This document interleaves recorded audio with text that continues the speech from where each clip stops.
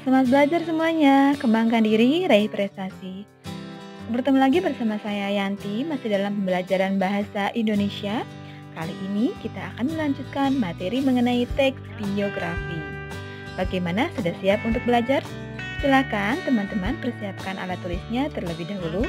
Dan jika ada materi yang dirasa penting, silakan dicatat di buku bahasa Indonesianya masing-masing.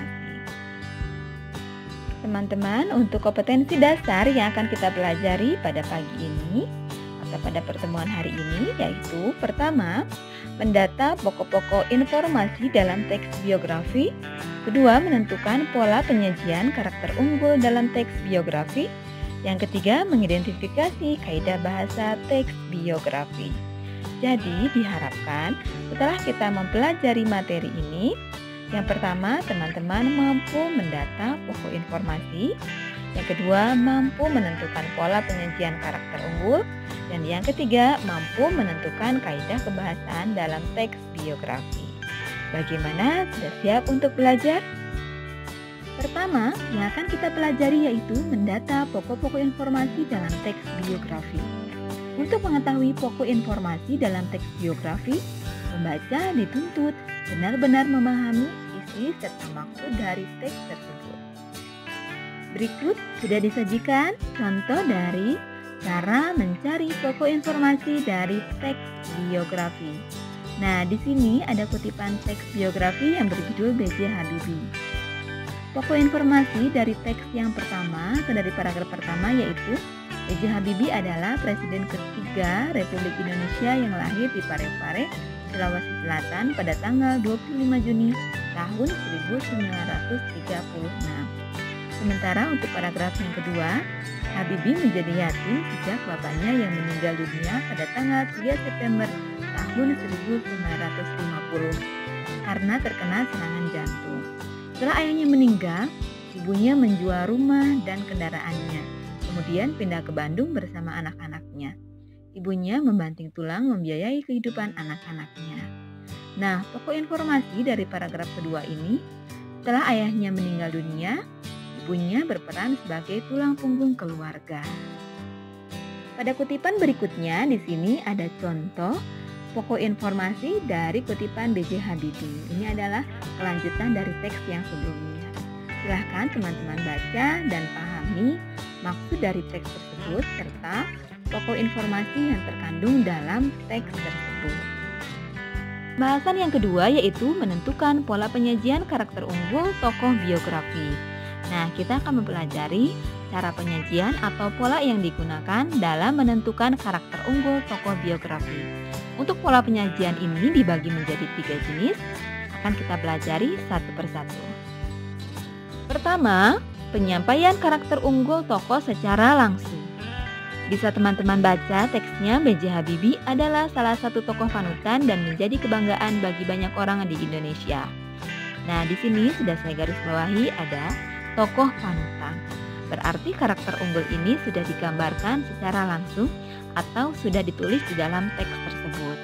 Sementara yang kedua, penyampaian karakter unggul tokoh secara deskripsi.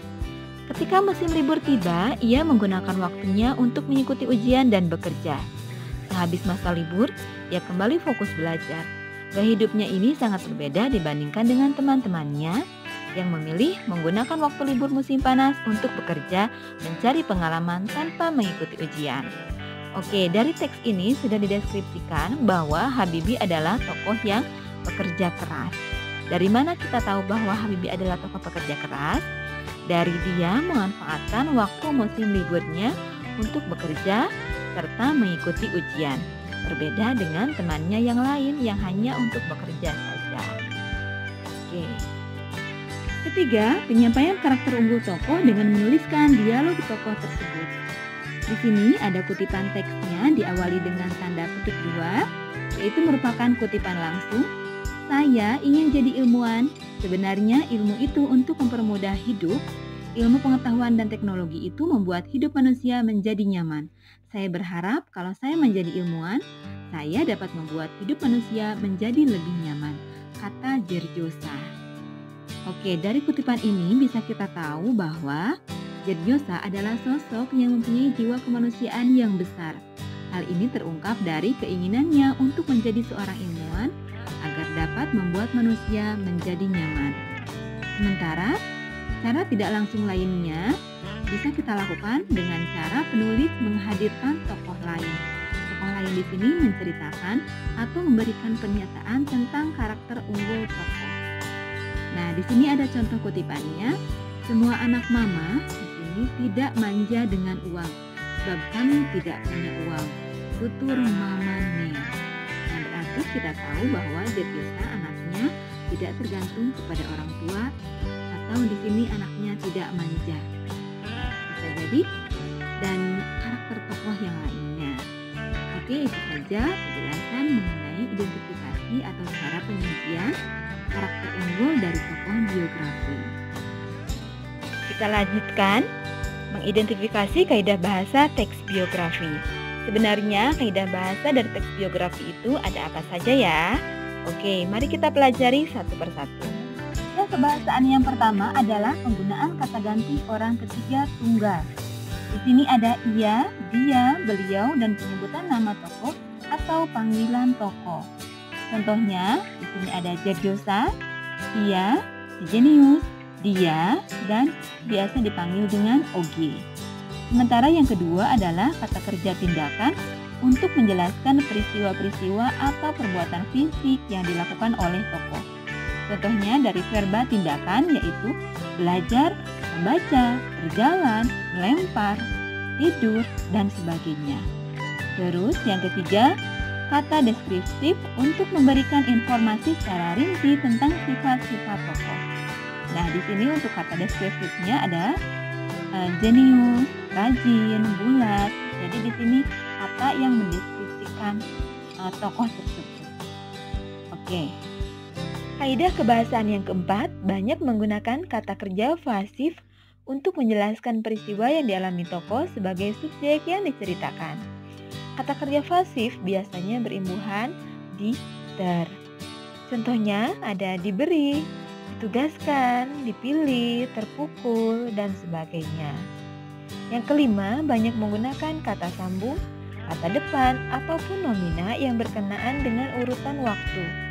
Contoh, sebelum, sudah, pada saat, kemudian, selanjutnya, sampai, hingga, pada tanggal, nantinya, selama, saat itu.